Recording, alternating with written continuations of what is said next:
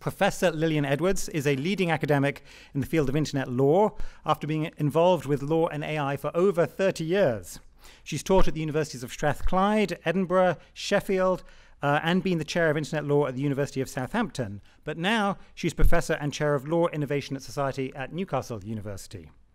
She was co-founder of Script at Edinburgh and then went on to co-lead the bid for the successful UKRI-funded Create Centre for Research into the Creative and Business Models, which brought together 7 universities and ran from 2012 to 2018. She's co-edited 4 editions of the textbook Law and the Internet, so she's really here, really a great expert on those topics. Also a collection of essays were published under the title The New Legal Framework for E-Commerce in Europe. She has just submitted a collection of what I understand are Black Mirror type essays on law and technology called Future Law. Look out for that.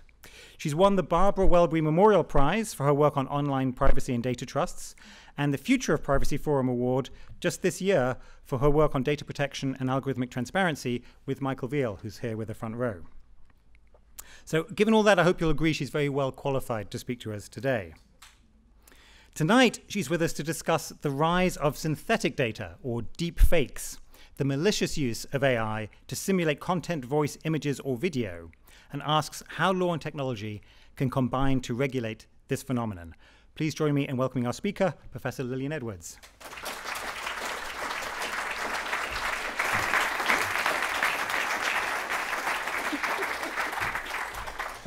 Thank you. Thank you for that introduction. That always makes me feel like a fake from the very start, actually.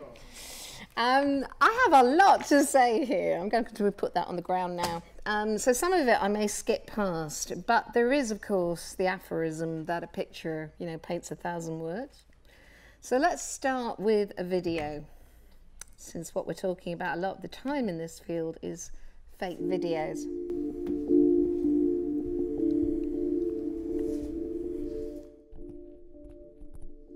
And we thought we had some level of agreement, but you never know with this President of the United States. So that's what happened this morning. It was very, very, very strange. And we thought we had some level of agreement, but you never know with this President of the United States. So that's what happened this morning. It was very, very, very strange.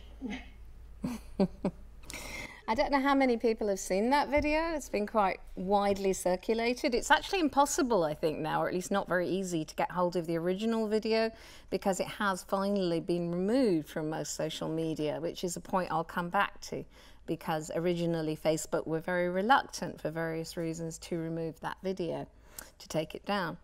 That's Nancy Pelosi. For those who don't know, she's a prominent Democrat speaker.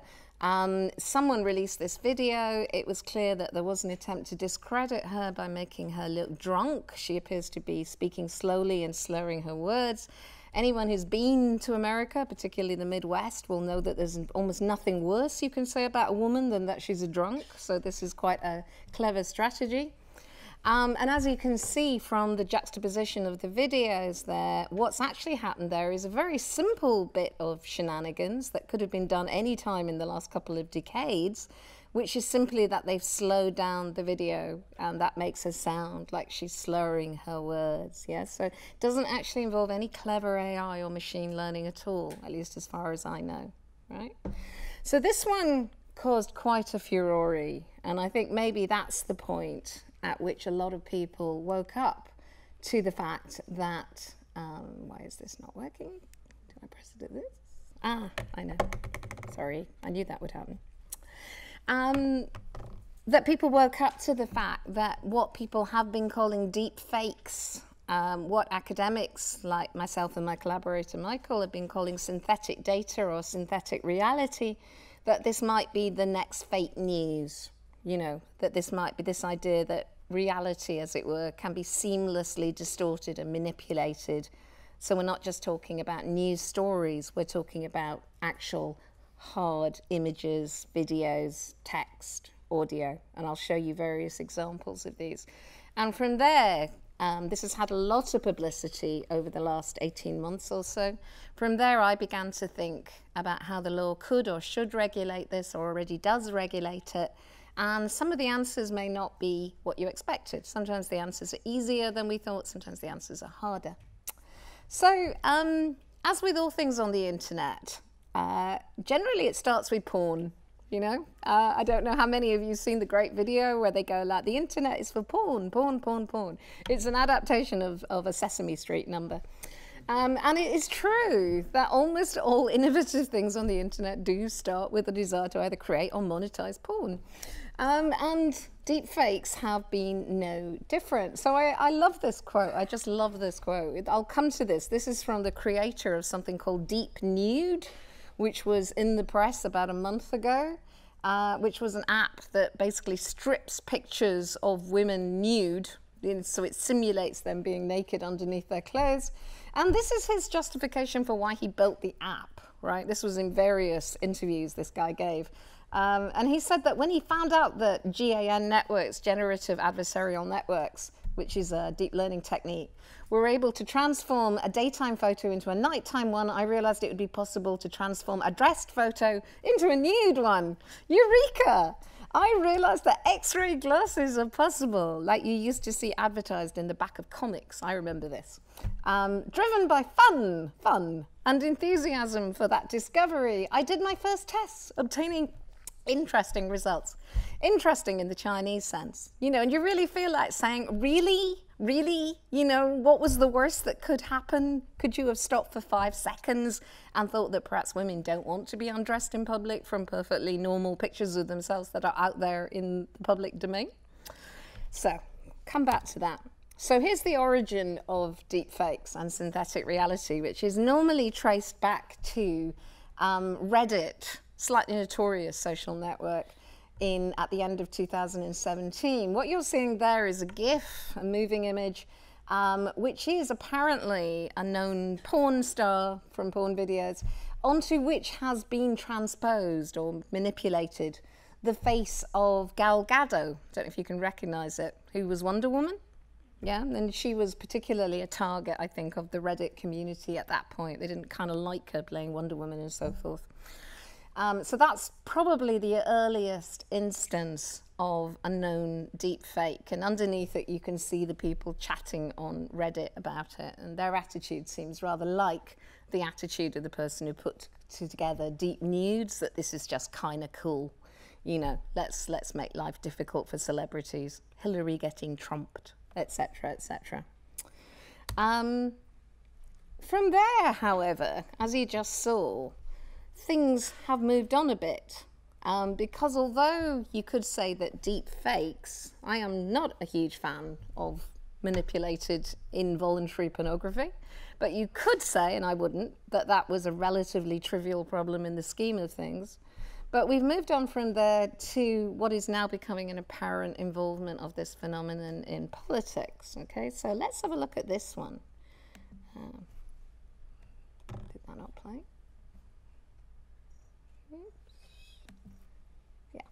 We're entering an era in which our enemies can make it look like anyone is saying anything at any point in time, even if they would never say those things. So, for instance, they could have me say things like, I don't know, Killmonger was right, or Ben Carson is in the sunken place, or, how about this, simply, President Trump is a total and complete dipshit. Now, you see, I would never say these things, at least not in a public address, but someone else would. Someone like Jordan Peele. This is a dangerous time. Moving forward, we need to be more vigilant with what we trust from the internet. That's a time when we need to rely on trusted news sources. It may sound basic, but how we move forward in the age of information is going to be the difference between whether we survive or whether we become some kind of fucked up dystopia. Thank you. Stay woke, bitches. I I laugh every time I see that, and I've seen it about 20 times. It's absolute brilliant piece of filmmaking. So that's made by Jordan Peele, which is a name some of you might know. He's the director who made Get Out, which was that fantastic satire of race relations kind of meeting the horror genre. He's obviously a very smart guy, and that's, you know, he's grasped the possibility, the potential of this kind of technology to create entertainment and also to, you know, really dislodge and disrupt political feelings, you know, what people believe about our political leaders, God help us all. So here's another one, and then I'll stop showing you videos. I just like this one because, again, it shows you it's very basic techniques. Rather like the Nancy Pelosi, this one's just been speeded up rather than slowed down to some extent, and I think fiddled with the lighting maybe a little bit. And this was really, I think, the first political one that hit the fan, as it were. So this is about James Acosta, who was on Newsnight the other night, who's a well-known CNN reporter whom Trump doesn't like. This video was released, again, not really known by who, and it seems like it was an attempt to justify banning Acosta from the White House, where he was asking Trump awkward questions. Come on. The other folks, that's enough. Pardon me, ma'am. I'm Mr. President.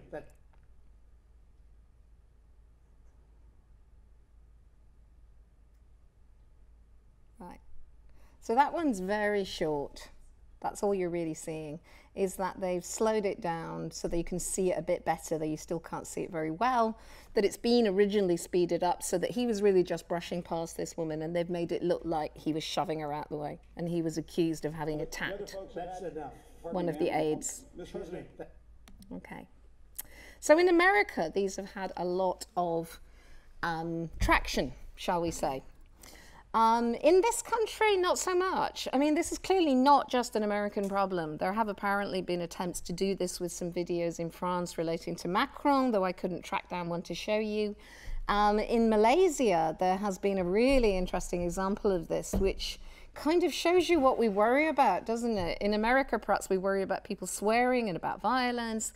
In Malaysia, a video was produced which seemed to show two politicians engaging in gay relationships. And that was just the kiss of death for politicians in Malaysia. There's been something vaguely similar in India relating to female reporter, where it was tried to show her as being promiscuous.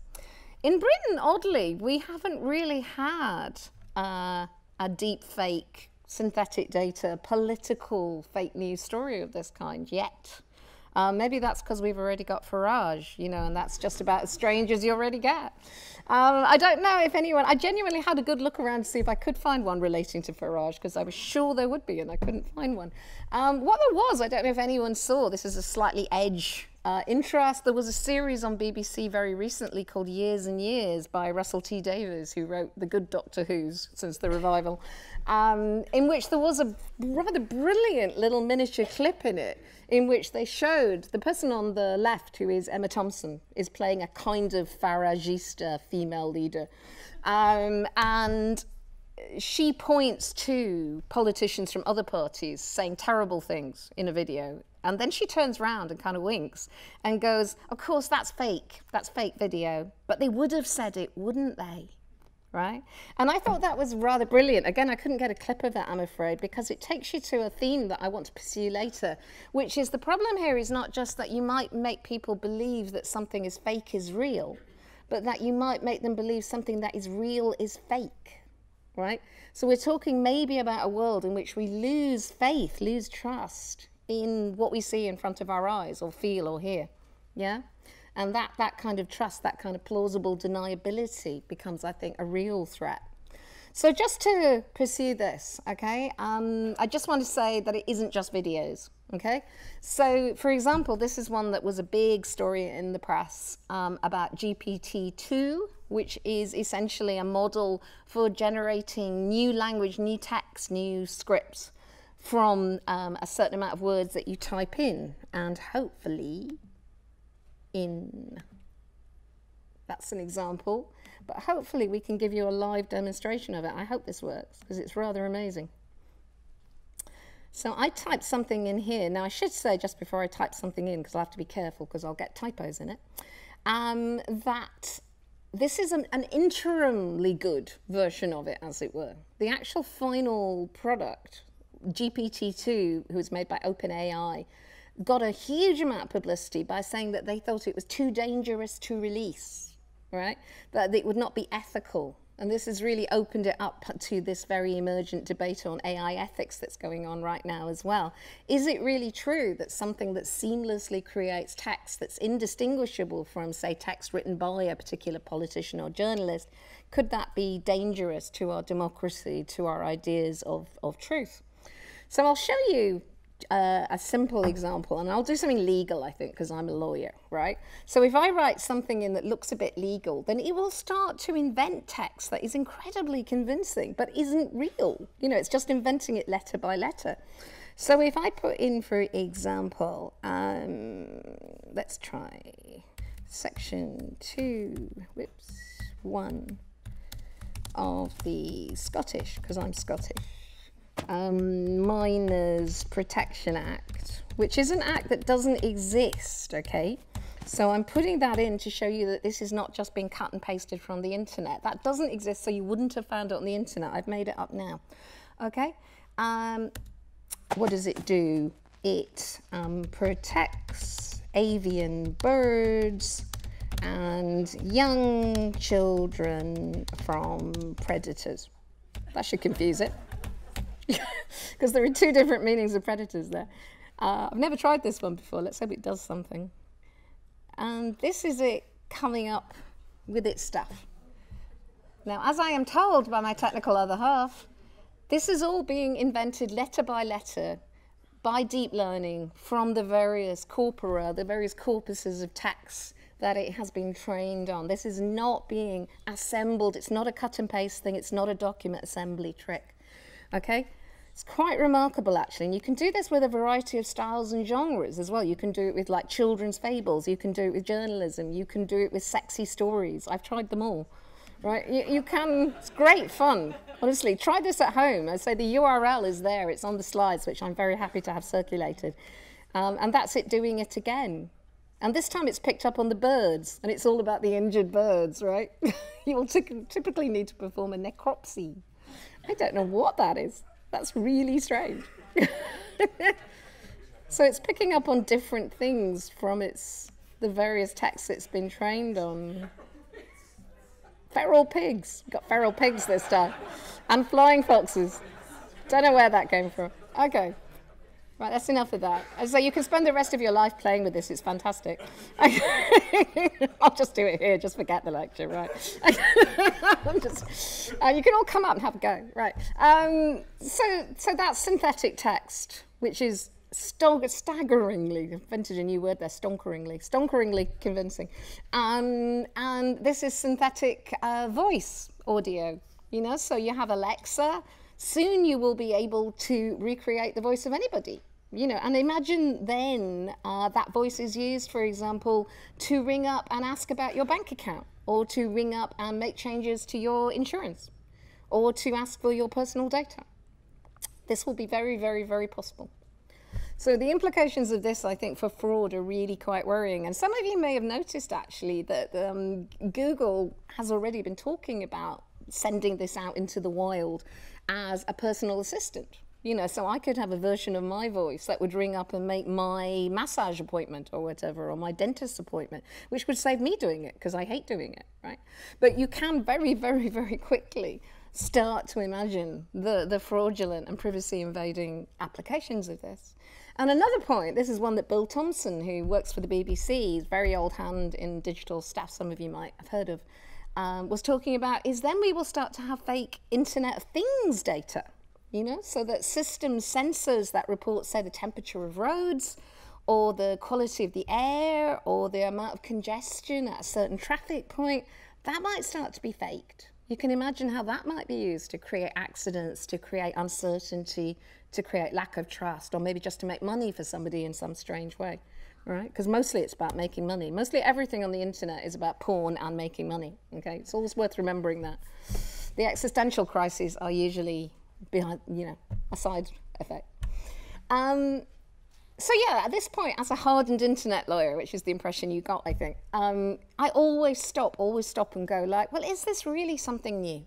You know, is the sky falling? Because usually the sky isn't falling, right? And lots of people have said, for example, that we've always had people messing with photos for propaganda. You know, this is one example I just found when I was putting this together, and I rather loved it for this coinage photographer, which I had never seen before. I don't know if people can read that, F-A-U-X. It's wonderful. And apparently this was used to discredit John Kerry, whom we remember actually. Did he die recently?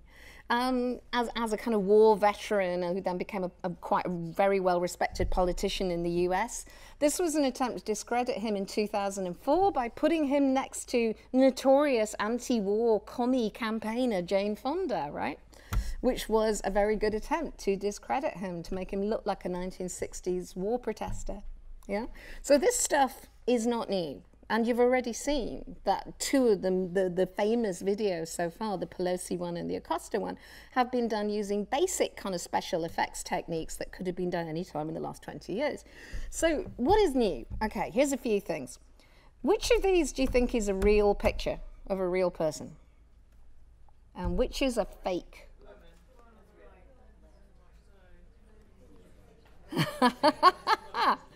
No one knows.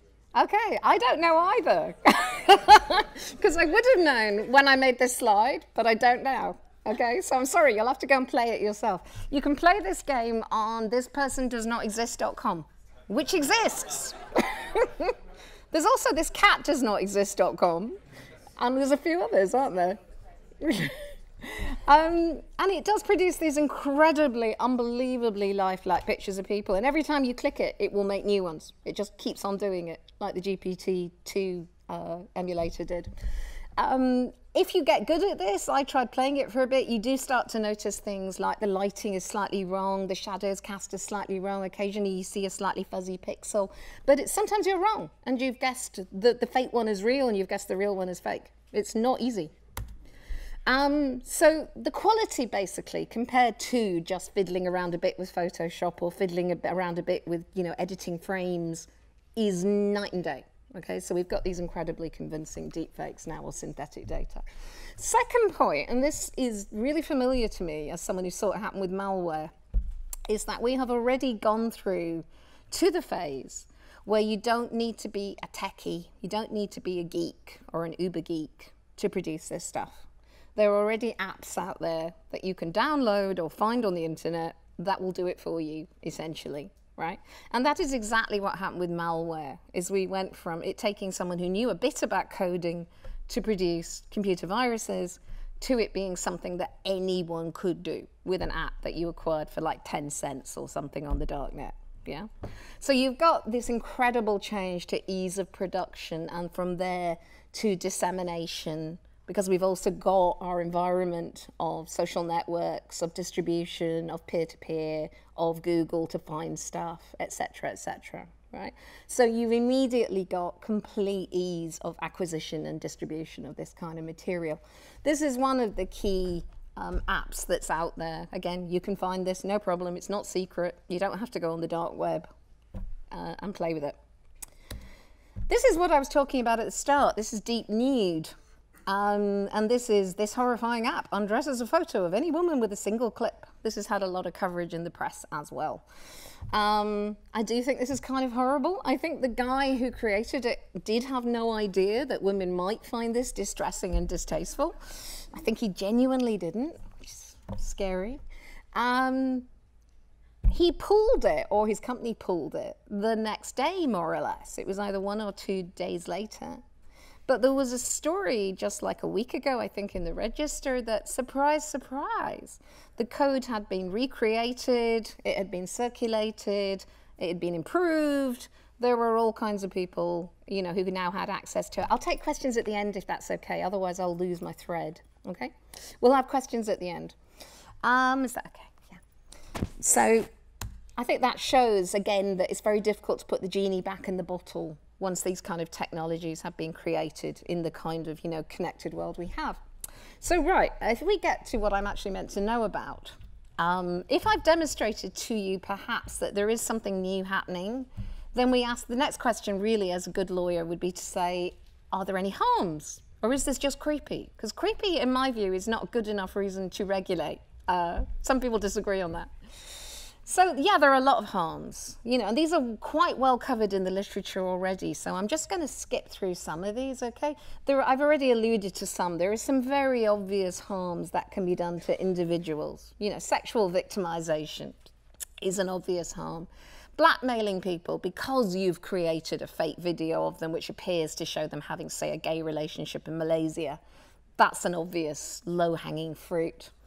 ID theft, as I said, using fake audio to acquire assets from your bank account, to do bad things, to defame you. These are all pretty obvious. Sabotage, which is a phrase from the Chesney and Citron article that's mentioned there, I think is one that's had less publicity and which may well be an action point.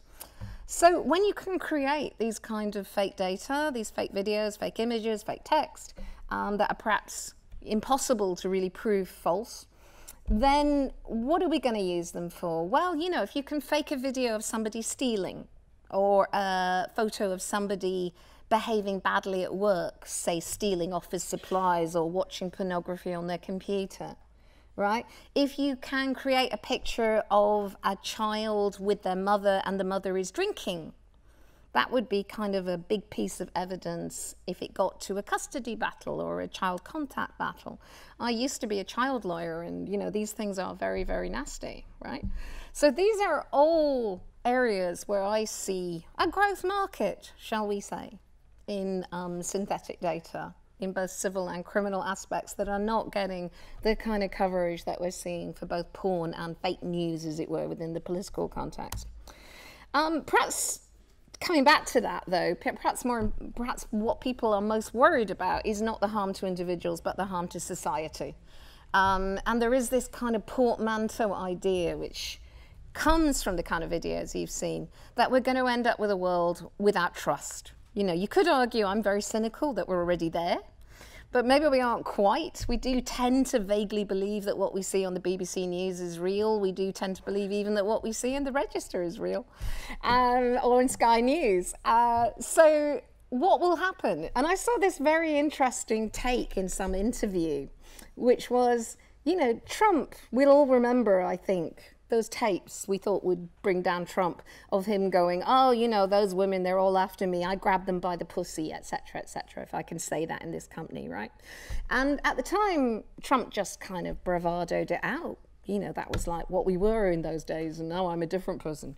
But he is on record more recently in the New Yorker in 2018 of saying, we don't think that was my voice, of saying that was faked, which he's completely done a volte-face on.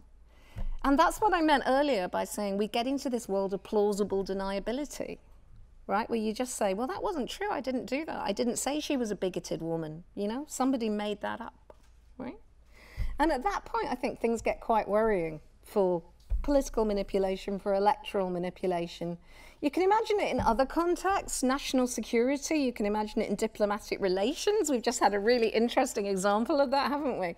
What if those cables that the US ambassador, the British ambassador to the US sent back were fake? You know, would he really have been that foolish? Would he really have said something so undiplomatic? Maybe somebody faked them, right? I don't think so, but it's the sort of thing that's going to be very easy to do. Another example that's, I think, already been toyed with in India and Syria is the idea of making fake atrocity videos, you know, which you can well imagine creating a number of international incidents. Yeah, some people are beginning to look worried. I think you probably should. And so we might have the undermining of a lot of our social structures of belief, as it were. So that led, these various worries led about 2 weeks ago, I think now, to perhaps the first serious high-level consideration of these worries by a government, which was this Select Committee on Intelligence in the US Congress, right? And that's the link to the recorded hearing, which is very interesting listening if anyone's really keen. So this guy, Schiff, is a senator who's taken a big interest in this. He introduced a bill. And he is saying, really, this is the next fake news, and we have got to do something about it before the next presidential election. This is now the kind of the meme that is going around US media. It came to me because like Al Jazeera came to me and said, is this real? Is this true? You know, are we totally screwed? Is it all going to be the fake news election? So here you are. He's saying that we've got to put in place policies to protect users from this kind of misinformation, not in 2021, but now, so as to deal with the 2020 elections. Okay? So that's where we are. That's a quote I'll just leave there. It seems quite banal in a way to put Hannah Arendt after talking about Trump. But Hannah Arendt is one of the first to say, in a world where you don't know that if anything is believable, you can't really make decisions, you can't really act. You're endlessly manipulable. So what is happening? Okay, well the US, surprise, is on the vanguard in this. Okay, so there's been a number of bills introduced, both in the federal system and in states in the US. As usual, most of them haven't passed and won't pass. There's always this kind of flurry of activity before something happens. Yeah. So there was, I think the first bill was probably that one in New York in May 2018. Then we had an attempt to bring in a federal law, this Malicious Deepfake Prohibition Act of 2018. We have quite recently had this one. I love that. That is an acronym. They have built an acronym around the word deepfakes, which I didn't put on the slide because it would have taken too much space up. But that's how you do bills in the US system. It's amazing. That's interesting because rather than, I was going to say below, that a lot of issues are coming out of these attempts, right? So what most of these have done is one of two things. They've either attempted to create or extend a criminal offense. So like maybe it's a crime to make or to distribute a deepfake video. Sometimes they try and say something about how platforms like Google or Facebook should deal with this kind of material. But what that one does is something new and rather interesting, is it tries to say that people producing data, certain videos, should add irremovable digital watermarks. And what that's taking you into is the idea, of you know, a technical means of detection and maybe a technical means of filtering. And the reason why there's a little bit of sniggering going on, and I agree, is because there is no such thing as an irremovable digital watermark, essentially. This is a lie, this is a fiction, this is fake news. But that's what that act tries to do. And underneath that, we have the first actual past successful deepfake law, which has just happened, which is really interesting, great timing. Which is Virginia. Virginia already had a law about revenge porn, or what is it? You know, it has various other names that are rather more PC, involuntary pictures that you, sexually explicit pictures that you did not want to share is what revenge porn is about. And then they are shared against your will, without your consent, which may have really bad effects, may lead to you being blackmailed or ostracized or whatever. So that's what revenge porn is about. They have expanded their revenge porn law to deal with deep fake. It's mostly used in that sexual context with deep fake porn. So at the type I showed you at the start with like Gal Gadot or whoever, right? It only deals with that. It isn't addressing any of these other problems I'm talking about. And that's very much the pattern we're going down at the moment, is that when people are looking at new law, they are mostly thinking about extending it re-sexual content. And although I agree that sexual content, you know, stands out above the kind of iceberg layer as a really bad thing, in a way, as you've seen, there are a million other uses of this technology which might be equally bad or worrying. Okay, and that's not really being addressed much by law right now, except possibly that watermarks one, which doesn't work. So these laws lead you to thinking, I think, in a way that's helpful to our legal system, which really hasn't got on to thinking about this in depth yet, about what the issues here are, you know? So if you're talking about criminal law, who are you criminalizing? Because you've got various choices there. Are you criminalizing the person who makes it originally? Are you criminalizing the, you know, the person who distributes it? Are you criminalizing the platform where it's hosted and shared, or the search engine that points you at it? So you've always got these choices in internet law about illegal content or harmful content, who you want to go at, where is the points of leverage. What is criminalized? I've got a slide about that over the page, so I'll come back to it. What's the strategy? Do we want to stop these things being made originally? This is another common problem in internet law. Do we want to stop people making computer viruses, or do we want to stop them spreading them, right? Oh my God, okay, I've got to move on. So there's two problems for the US in this, in the stuff that's come through the US so far. One is that many of the things I've been talking about, you might have spotted, can be interpreted as restrictions on speech, as restrictions on freedom of speech. And the Americans are very hot on freedom of speech. So they're currently looking for holes, little gaps, as it were, in their First Amendment protection. They did the same thing with revenge porn to find out if they can actually criminalize some of these materials without it being struck down eventually. And the second problem the US has got is they've also got this law called Section 230C of the Communications Decency Act, which essentially says that if you are a platform like Google or Facebook or Amazon or whoever, then you are immune from being held liable for the content that's put on your platform by other people, by third parties, right? It isn't all content, it isn't child porn, and it isn't copyright material. They have their own laws. But for a lot of this stuff, American law would say that a platform cannot be held liable, and that's tricky. Whereas in the EU, we have something called the e-commerce directive, right? And for these purposes right now, the UK is still in the EU. So we have this law too. And we have a different kind of law, which is that if you point at content that's illegal or harmful and say, look, you're hosting it, you're sharing it, then the platform can be held liable for it unless they remove it. So this takes you to what's called a notice and takedown paradigm. So that's something that we can work with in this country, although there are, again, lots and lots of debates about that. So here's a few things. I'll try and cherry pick now a few things, okay, because I'm going to run out of time. If we are going to regulate this stuff in some shape or form, what are we regulating? So that's the what question that was over the page. Are we only talking about, because this is what you tend to see in the press articles, stuff that's been manipulated using AI, artificial intelligence. Now, as I'm sure a lot of people in this audience know, when we say AI, we actually mean machine learning. We don't mean AI at all. We mean deep learning. We mean the kind of thing that Google's doing with DeepMind. We mean looking for patterns in huge amounts of data. That is typically associated with the creation of synthetic data, particularly a technique known as generative adversarial networks, which we can go back to in questions or whatever. But as I've just said, you know, many of the famous videos use much older techniques that aren't AI. So are we going to criminalize them as well because they have the same harm? Or are we going to say, no, we've been doing this for decades, and anyway, it gets used for perfectly legitimate things like special effects in movies? Are we going to start criminalizing tools as opposed to results, right? And that can be a very dangerous, slippery slope when you start criminalizing, you know, certain techniques rather than just the thing at the end.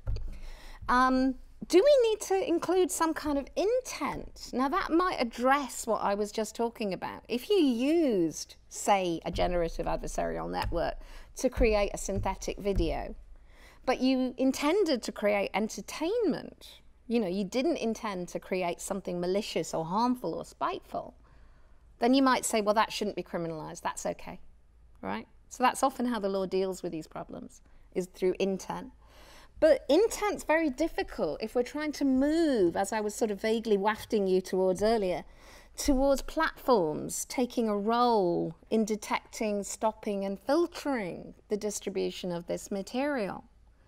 Because although they might be able to detect the presence of manipulated video, say, they can't detect the intent.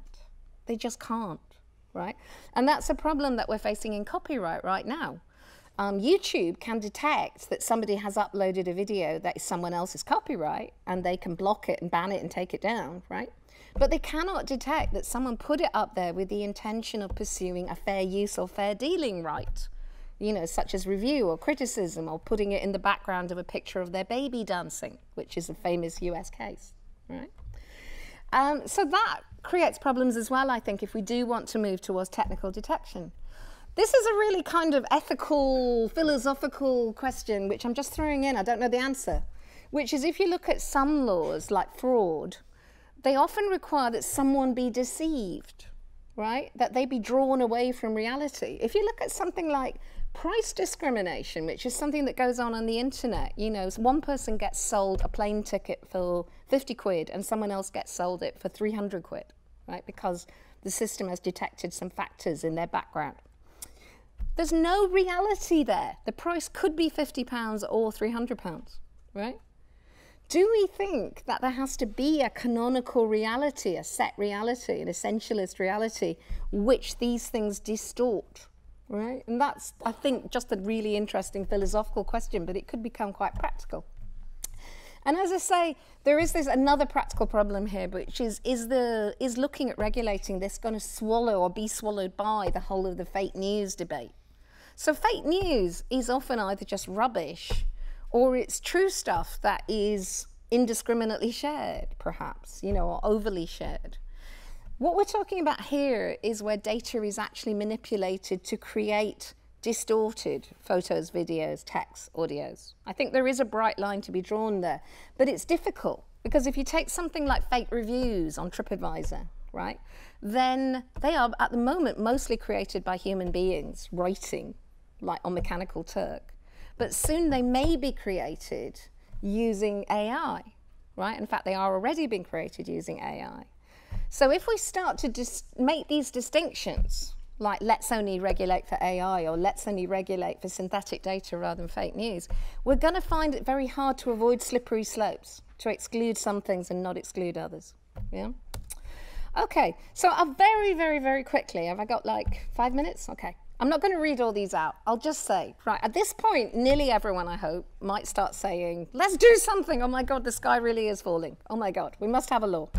But we have law. We actually have loads and loads and loads of law. And this is usually what happens with internet law phenomenon, is that you find not that it's the Wild West, not that there is no law regulating it, but that there is lots and lots of law regulating it, but with some unfortunate gaps or, you know, kind of unfortunate results. So we already have all of this sort of thing I'm talking about involves the manipulation of personal data, right? Your face is your personal data, your body is your personal data, your gait is your personal data. So manipulation of it invariably is going to involve probably some invasion of your privacy and data protection rights, okay? That's something we can use rather better than America, where they don't really have a very strong set of privacy or data protection rights. Another one, which has already been talked about in America, is you also have rights in copyright over, for example, photos you've taken, right, of yourself, say selfies, right? So if they're manipulated, then you might have rights under copyright or other intellectual property rights to protect yourself, yeah? But this is a very bad way to go, because if it's a selfie, you have the copyright. But if someone else took it, they have the copyright, yeah? So this is crazy. This is not where you would start, right, as a reasonable remedy. And although it has, again, been suggested in the US, I don't think this is tremendously helpful. And lots of other things, right? So reputation management, defamation. If you produce one of these videos showing Trump farting or something, let's say, it's quite lightly defamatory, right, in the sense that it's false and it tends to affect their reputation in the eyes of people, yeah? So that means you can sue for libel or defamation. And there is this suggestion that any kind of manipulating might be inherently humiliating, which is quite an interesting concept, even if it's not, say, sexual or embarrassing. And then we get onto a raft of laws. I've already mentioned fraud. You can read these for yourself that might help here. Misleading advertising, consumer law, all the rules we already have about pornography, cyberstalking, electoral offences, and so forth. But the last thing, okay, if I can have 5 minutes, the last thing I really want to get on to, and I'm not going to get onto technical solutions at all, I think, unfortunately, is this has really not been talked about at all. I think if I've got a contribution in this field right now, it's this. We've talked quite a lot in places about the kind of laws I've just mentioned, copyright and privacy and data protection and so forth. Very few people are really talking about the fact of how badly this affects evidence law, which is what seems like a very dull and technical part of the law.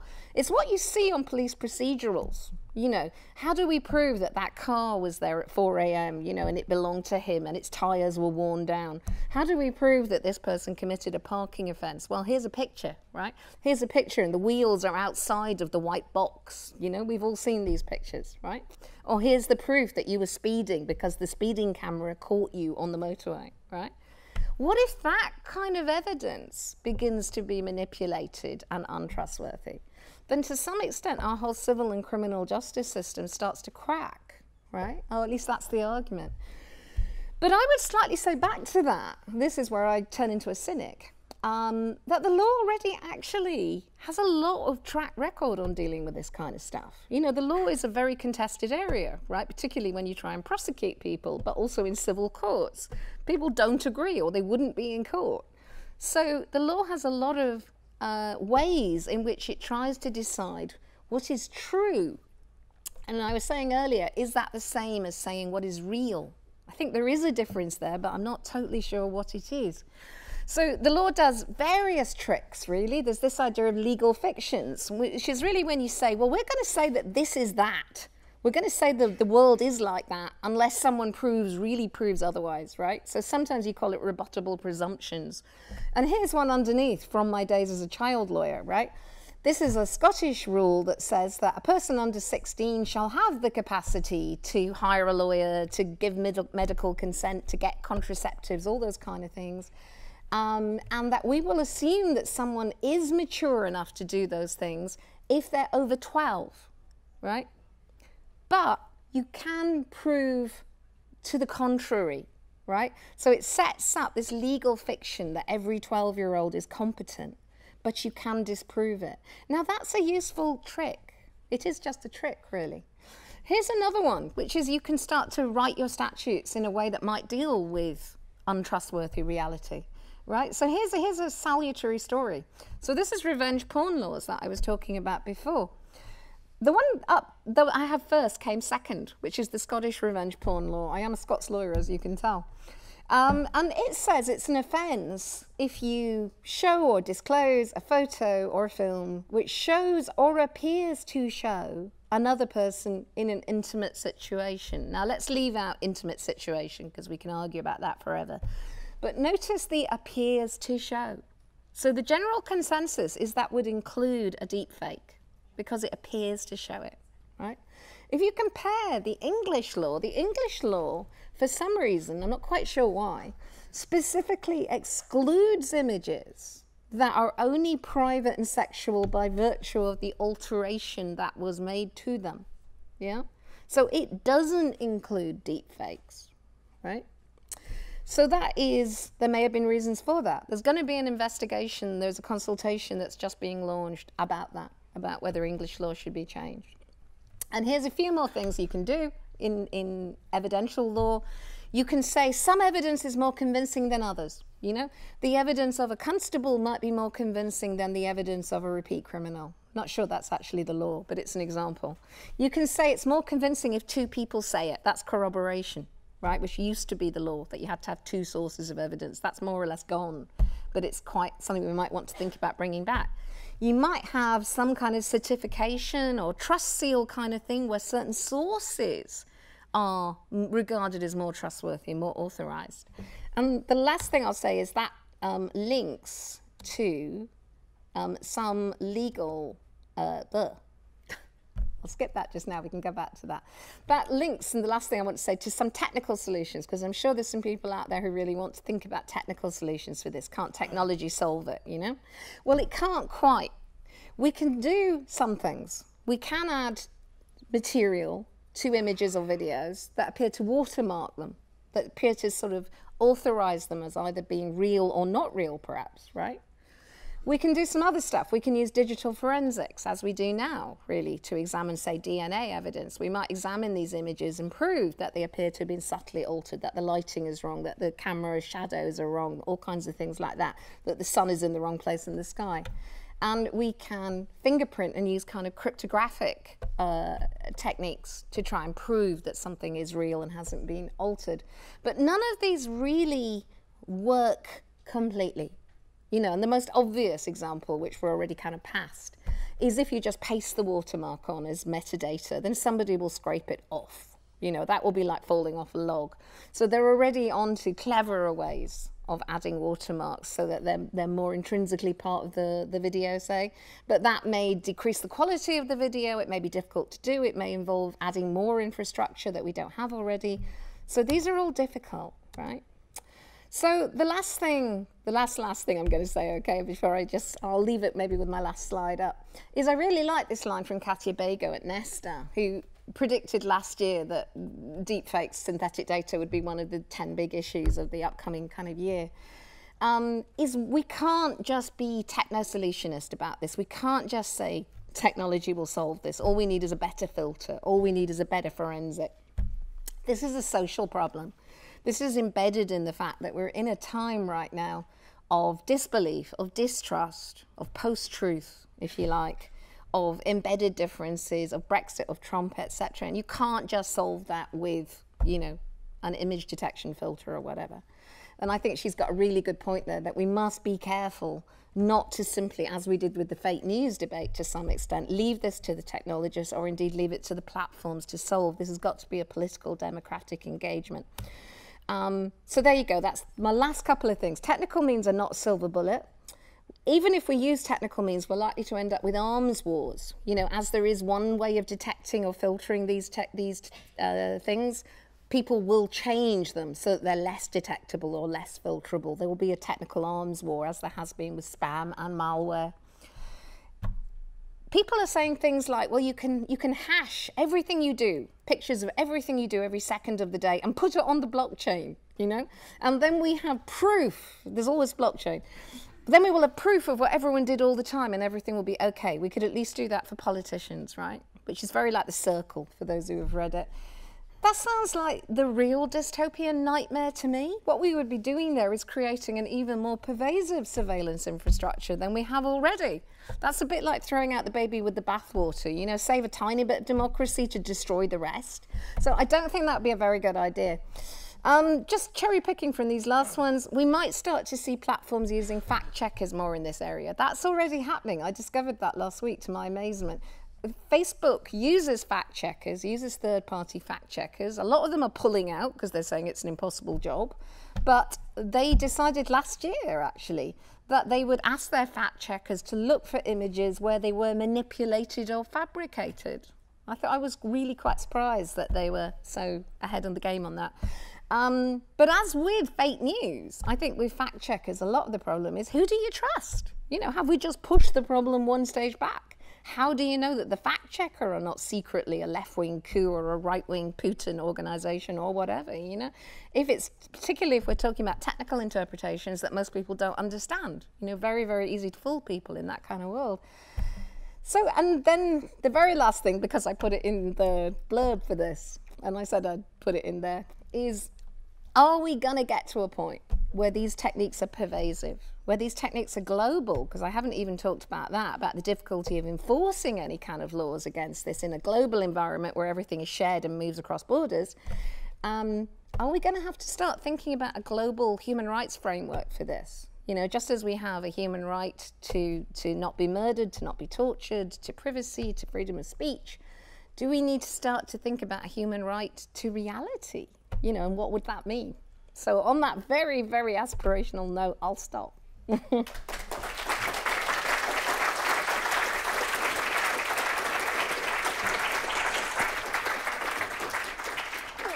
I come and sit down? Yeah, my feet are killing me. Yeah. Is this working? Is this on? Brilliant. We're just going to have a few minutes to chat together, and then we'll open up to the audience. I know that there are people desperate to ask some questions. We'll only speak for a few minutes, and there will be time for some questions. Lillian, thank you so much for a wonderful tour of deepfakes and how we might be able to use the law to try to combat them. But you did go to some trouble to explain that this isn't completely a new problem, though it is getting more sophisticated and easier to produce. And you gave us a long list of potential harms, and you explained that Katia Bago is particularly worried that this could be a huge, huge problem. But can you comment on whether we've seen, what have we actually seen in the real world? Is this really actually causing a lot of harm?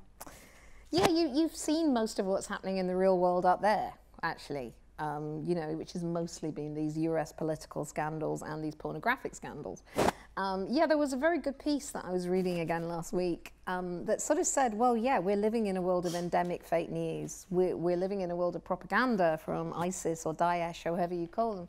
And it's really interesting that they mostly have not used these techniques. You know, they've used all kinds of other kind of propaganda videos and texts and all the rest of it and social media, but they've not actually made any deep fake videos, you know, when they could have, quite easily probably. You know, troops using sarin gas was suggested.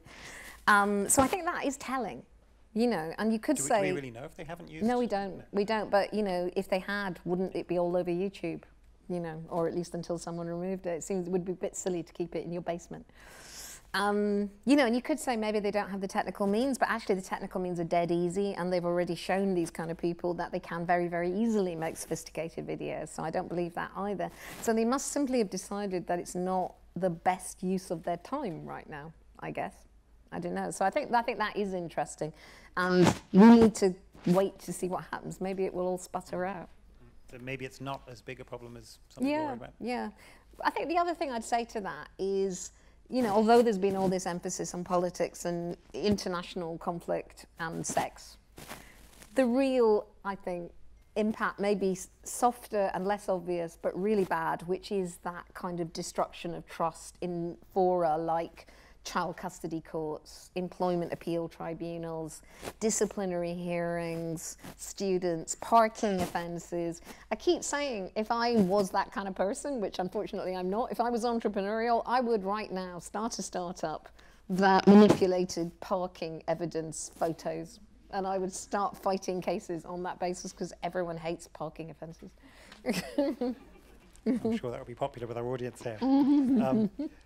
Turning to your particular area of expertise, you mentioned a whole series of emerging areas of legislation. And I wonder if you can comment briefly on what's good and bad about what's coming. Do you particularly like some approaches, or particularly think some approaches are not very good? Yeah, that takes me into the bit I didn't really have time to talk about to some extent, actually, which is the history of dealing with illegal and unfortunate content online. Is that you find that the people who provide it are either in another country, anonymous, or both, you know, to a very large extent. And we fight this in various ways, like Facebook's real names policy. And the police are getting quite good at tracking down IP addresses and VPNs and all the rest of it, right? But that we've got serious enforcement problems there. So a lot of emphasis is placed on involving the platforms in enforcement, you know, which also takes you into this issue that I didn't really get time to go on and on about, which is about whether you try to go for ex ante before the fact filtering or tagging, or do you go for afterwards detection and enforcement, right? After which, to some extent, the cat is out the bag, right? Involving platforms is really, really, really difficult and complicated. Okay, so we're seeing a version of that right now with the online harms white paper, which some of you may have heard of. You know, do we want to make platforms the guardian of all our speech and content? Do we want to make them our censors? Do we trust them? Probably not. Do we think that they will play by the law? Perhaps not. Perhaps they'll invent their own laws. It seems pretty certain that if you do require platforms to start filtering out synthetic content, they will probably both under and over filter, because that's the nature of the beast, right? And what will the impact of that be on perfectly legitimate forms of expression? I think much is made of this argument. I personally feel that some of these types of content are horrible, and actually we should veer on the side perhaps of prevention, but that won't go down well with either the US Supreme Court or indeed the European Court of Human Rights. So, just picking up on that, you mentioned the online harms white paper that's out. Are you encouraged by the direction that's taking, or do you think that other countries maybe, you know, do we have something to learn from other countries? They are not alternatives. we want to do the best we can. I don't think there's many other countries to learn from at the moment. I think we're all having the same problem, actually. The UK is slightly leading in its eagerness to impose duties of care on platforms to censor. Possibly in ways that are I think, in breach of the European Convention on Human Rights, but that's okay, because we'll probably leave that soon. I'm not a big fan of the online, the green paper on online harms. I think it is placing both too much power and too much responsibility, in fact, in the hands of the platforms. Right. But I don't know what the answer is. This is always the problem. This is why I'm not a politician. I don't have to have the answer. I can just critique them all. Is there one proposal you might put forward, or any one particular idea? I would hope that we might do something with the combination of the technical stuff, the detection, and maybe understanding by having authorized sources, kind of kite-marked reality, in certain really important things, and detection by platforms. And we might do something in the courts with, again, these kind of rebuttable presumptions of reality, and with, you know, close examination of ways in which we could use digital forensics experts. Because that's one that's not going to scale. There are probably about 5 people in the country right now, at a wild guess, they're probably all in Turing, that could do that kind of, you know, credible assessment of whether something's a deep fake or not. We're going to need more of those people, or else we're going to have to trickle down their expertise in some useful way. Let's hope for the future of work there. Yes. Let's open up to questions from the audience. We have about 20 minutes. I think we have folks coming around with microphones. And I'm sure they've been carefully keeping track of who was putting their hand up first. Hi. Amazing talk. But anyway, so part of the issue right now is that the existing stuff in the GitHub repos it's fine, but it needs a little bit of help from experts. But in the future, you're going to have, like you said, exploit kits, basically, that are going to make it really, like, lower the bar massively. Still there, really? So what's our strategy for containment? Like, what do you model it on? Like, is it bioweapons? Like, where do you go from here? The trouble is, you know, and wiser people than me have trained me in this, it's very bad when you start banning tools. You know, because you're banning some of the basic tools of deep learning and machine learning and all the good things that come from that. I mean, I don't know enough, really. I'm looking at the Turing people to say whether it's possible to ban the type of things that are used to create these things. I very much doubt it, because as I understand it, the core technique is this idea of generative adversarial networks, and you know, you can't ban them. That's the way in which we're improving machine vision and self-driving cars and all the good stuff, you know? So what can we do, you know? I mean, you have to start looking at the people who who do this, and perhaps trying to filter out the end products, I think, as opposed to banning or suppressing the tools, you know? So it's kind of like you can stop people using weapons-grade plutonium to make nuclear bombs, because we don't do anything else very useful with weapons-grade plutonium, do we? We don't cure cancer with it, I don't think. Yeah, I think so. Whereas this is much more like, we're talking about tools here for our future prosperity. So yeah, that analogy is not right. Mm-hmm. Hi, two things. One, very briefly. I'm Sheila Heyman. I made a film in 1993 for the BBC where we had deepfakes. We had some video of Clinton's inauguration, which was altered by very early digital techniques to make his handshake. And we had somebody actually say, in the future, this could be a danger for politicians. So I'm mildly proud of that. The other thing I wanted to pick up on was the fact that the update on the Deep Nude story, which came out yesterday, I think, which I think was quite interesting in the context of we have to be better people. You know, you can't actually. What happened is that GitHub took down all the deep nudes because they decided that they didn't think that this was a nice thing to have out there. And I think that that really speaks in the sort of, you know, astrally projecting ourselves into the big picture. You can't have a law to stop people being bad. Only people can decide not to be bad. And what was interesting about what you said earlier was, you know, what does it come to that we are in a culture where people want to be adversarial, where they like the idea of deep news because it spreads controversy and aggression. And I think in the end that it's got to come down to a cultural change, exactly, and that you can't do it just with technology.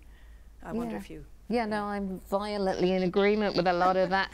I mean, you're touching on really some of the biggest debates going on in my field right now and outside my field, you know, which is how far can we use regulation to deal with this kind of stuff? How far can we use ethics? how far can we change norms? You know, a guy called Lessig wrote about the interplay between regulation and norms in a way that I've always found really, really helpful. You don't have a law that says don't pick the flowers in the park. You just don't do it, and you tell your children not to do it. You know, it's kind of understood. But our norms are in decay. You know, we used to have a norm that you didn't send a picture of your breast to your boyfriend, and that your boyfriend didn't send it round everyone in the school. But these norms have apparently gone, right? I don't know what to do about that. You know, I'm neither a school teacher nor a parent. I'm just a private lawyer. But I really agree.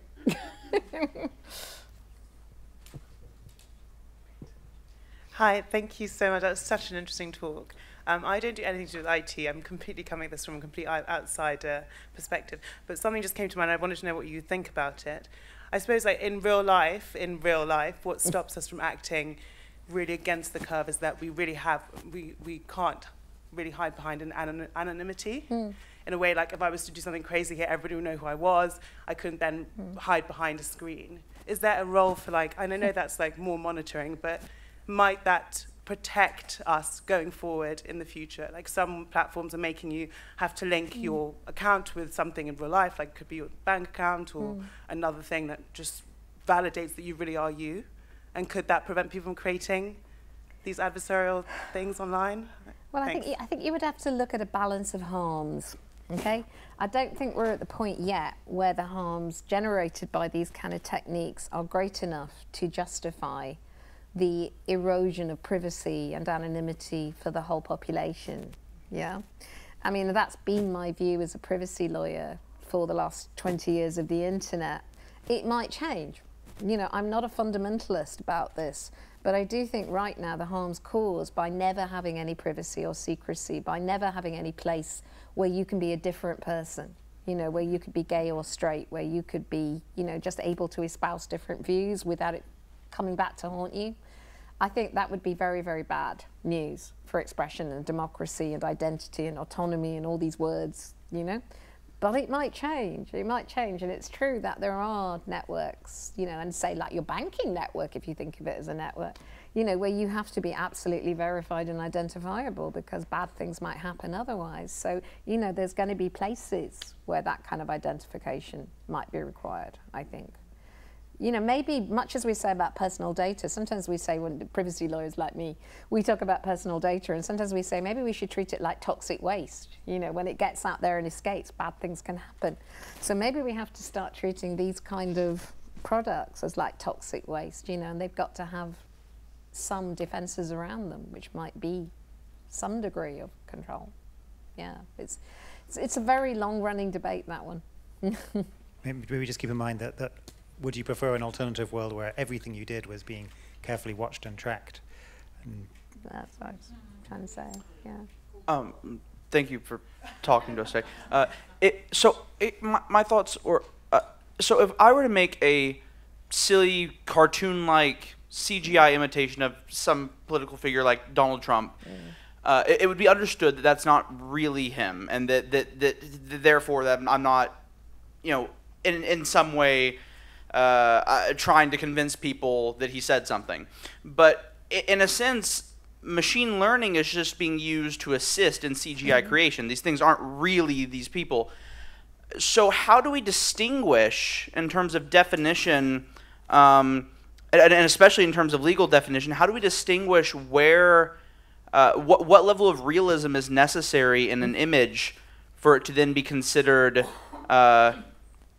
for it to be considered bannable if we were to go down that route at all? But I mean, but certainly, how do we distinguish at what point of realism does it become a problem? That to me is a relatively easy one after a string of difficult questions. We already have that problem to some extent with like cartoon pornography and so forth. I wouldn't approach it that way. I quite like that formulation in the Scottish Revenge Porn Bill about stuff that appears to be sexually exploiting, say.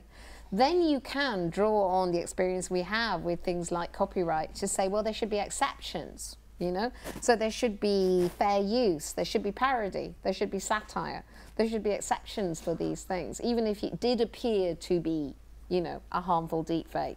And another way of looking at that, which is, I mentioned all of these at various places, is to use intent, right? So you should never have a criminal offence, really, except in very unusual circumstances, that isn't accompanied by intent, by malicious intent. Your intent wouldn't be to be malicious, it would be to be satirical. You know, and we've approached this in so many areas, and it's been, you know, never really caused any huge problems. So like people who create viruses for scientific study, you know, their intent is not to be malicious. Their intent is to do research, right? So none of these people, at least in the UK, has ever been prosecuted for that.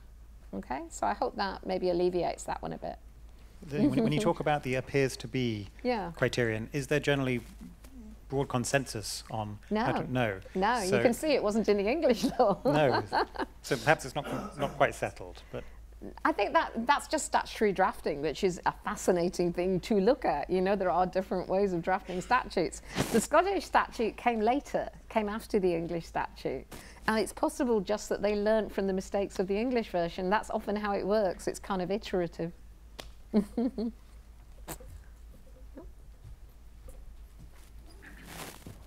Hi, Professor. Thank you very much for a wonderful talk. It's your third one I'm attending. Like, Nice. I'm a groupie. Or a stalker. Yeah, fluid. So I want to sort of go away from the law and think further about like real-world implications, because most of us here, I think, are adults, and we have a fairly binary take on what is real and what is not. Most of us subscribe to this version of objective reality.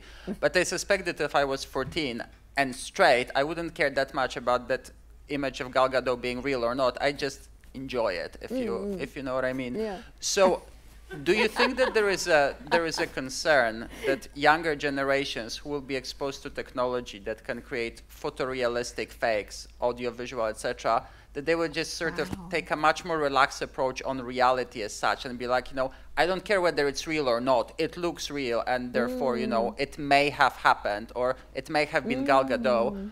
I'll just go with it. Wow, that is a great question. Wow. Question of the moment. There was so much stuff in that. That echoes, I think, a lot of the fears people have partly about getting desensitized by pornography, right? So if we have videos of perfect celebrities having sex with you in some augmented reality world, is anyone gonna go back to, you know, Jess, who's in their school form with them, as it were, you know, or are they gonna treat her like crap, if I can say that? So I think that's really interesting. I hadn't thought about that, the implications for kind of child development. In terms of whether people would be relaxed about reality, that is so interesting. It strikes me probably not, because in the end, real harms hit you. So it's a bit like this myth, this pervasive myth, that the young don't care about their privacy anymore. Whereas, in fact, all the evidence is that they do, and actually they're rather better nowadays at manipulating things like privacy settings to protect their privacy than old people are. And so I think probably not, but I think maybe that might be my next grant application.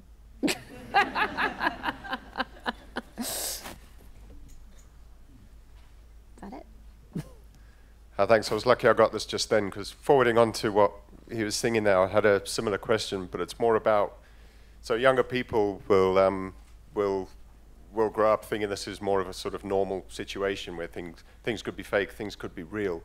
But I think, so 10 years from now, if the tools are getting better to create these videos and photographs and things, there's going to be other tools that are going to be just as good at detecting them, right?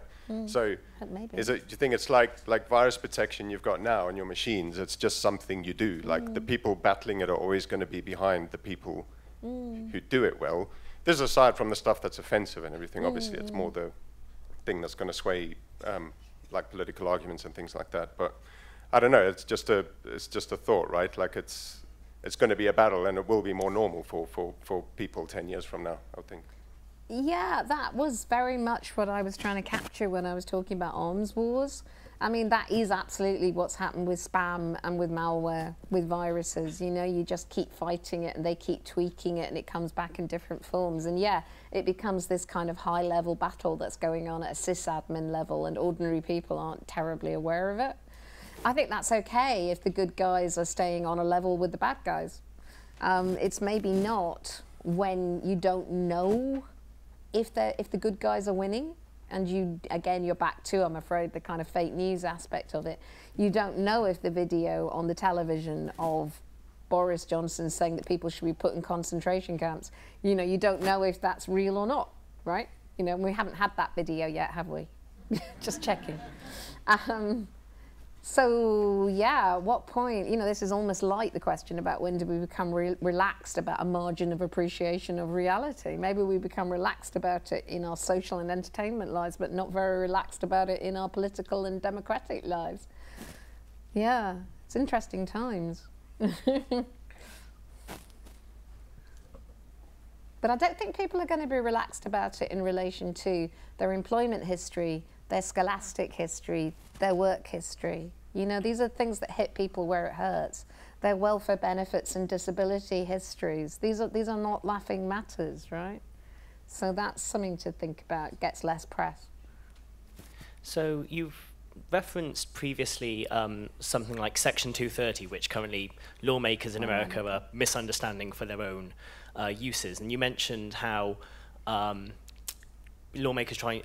trying to put in watermarks that can't be removed. Mm-hmm. What do you think the best way is of actually informing the legislator so that they can essentially not waste their time making laws that are ineffectual? Because you're clearly very knowledgeable about it. Why hasn't the message gone upwards? Well, probably they should ask Adrian. He probably talks to politicians more than I do. Well, just to note, it is a time when there are consultations going on. So if you have things to say, you can submit them, and people are listening. Oh, well, sorry? Too many consultations. Consultation fatigue. You can get in touch with people who are working on this. I do think it's a desperate problem that we don't have, I was going to say enough, we have hardly any MPs who really understand technology. We used to have a couple who lost their seats at the last election. We have rather more people in the House of Lords, which is one of the reasons I'm a big fan of the House of Lords, who actually understand and can do things with the technology. Even if they're not elected, they're really good. It's a huge problem. I hope it's a blip problem, and maybe the people coming through, the next generation that become MPs, will understand and appreciate technology more. But I actually kind of doubt it, because we're also moving into this world of professional politicians who are never anything but politicians and never did anything but PPE at Oxford. Maybe we can put a technology module into PPE at Oxford. There's an idea. I could teach that. Okay. That's a good idea. Fine with me. But I would emphasize again, it is a great time to engage. So if you want, you can watch select committees online. You can go to them. You can contact people, and if you want to get involved and you're having trouble, then you can speak to us. If that's it's so true. I mean, you can look at that YouTube video, the congressional hearing on deepfakes. Okay, I don't think you can make responses to it, but it's amazingly good to watch. To learn stuff. Mm-hmm.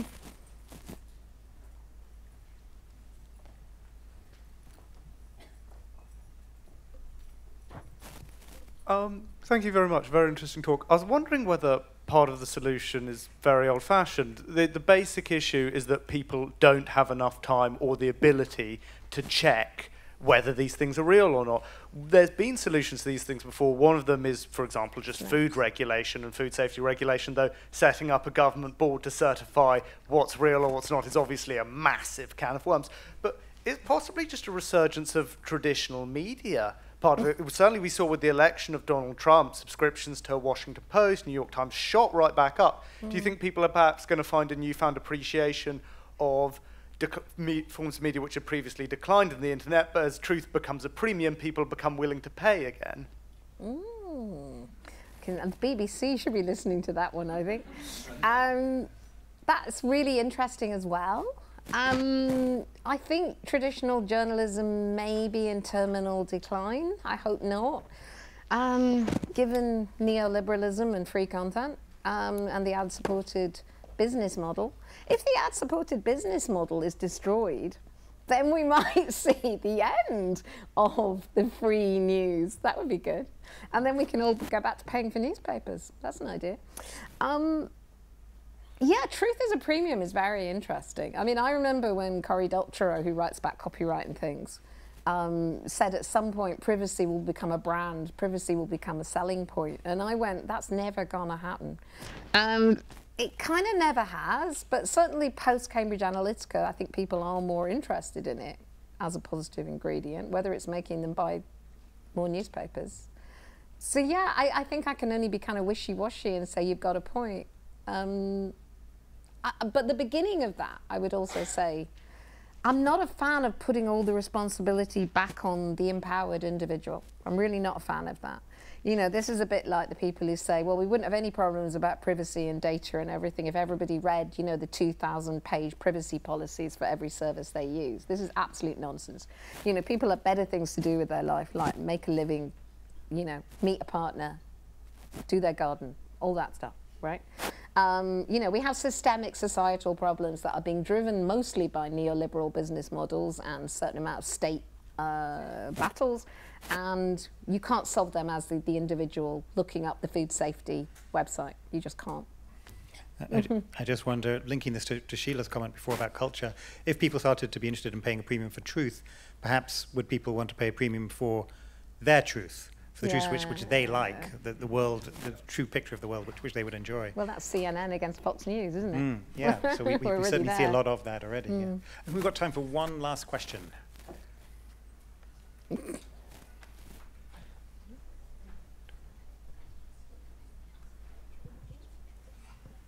you. So, understanding that there's this issue of detection technology being potentially outpaced by manipulation technology, could we not think about the idea of, instead of banning or censoring manipulated content, except content that clearly violates other laws, defamation or revenge porn or something like that, that there be a disclosure obligation, a transparency obligation, where content that has been manipulated, photographic or video content, there has to be a disclosure. So thinking about platforms and their potential obligations, understanding and coming as from a background of being a former First Amendment lawyer in the US, certainly have a significant sensitivity to the idea of taking down content and free expression. But I do feel like it's reasonable to ask that we know if content has been manipulated. I know, for example, when I watch a feature-length film on my television, I'm told if the content has been changed or modified from its original form. And so could we not ask for that kind of just disclosure? So I know if I'm online and a piece of video or film content or photographic content has been manipulated or changed, that there's at least a disclosure about that. Based on a true story. Yeah. I mean, I know this approach quite well. I have my doubts. Okay, that is basically what Facebook is apparently trying to do right now with fake news, I think. Was it Facebook or Google? There was a story about this 2 weeks ago or something, about how there was going to be tagging of stuff that they suspected of being fake news, and people would be able to look and see that. It's the impression it makes on you. That's very much what came out of the stuff about the Trump and Clinton campaign, I think, you know. It would have been as easy as falling off a log to either find that the stuff that was being said about Hillary Clinton was either false or just mad. Right, but it was the general impression that it created among a lot of people. Because people, you know, are back again to the myth of the empowered, autonomous super user individual who's got the time to notice that something was manipulated and to think, oh, that's not right, and I need to think about that. Maybe I need to go on Google and find another version of it. People just don't do that. You know, maybe lawyers and legal academics do, and the odd, you know, concerned individual. But mostly people don't do that. Mostly people learn from a miasma of the environment of news and information. And I'm just not a great believer in this kind of empowered individual will save the world or nudging type stuff, really. But that's just me. It is an absolutely viable statement. Yeah? I'm afraid we're going to have to finish this evening, but let's start by thanking all of you for coming and your great questions. Thank the Turing Events team for putting this together with the great team at the Barbican. And most of all, thank you to Lillian. Thank you.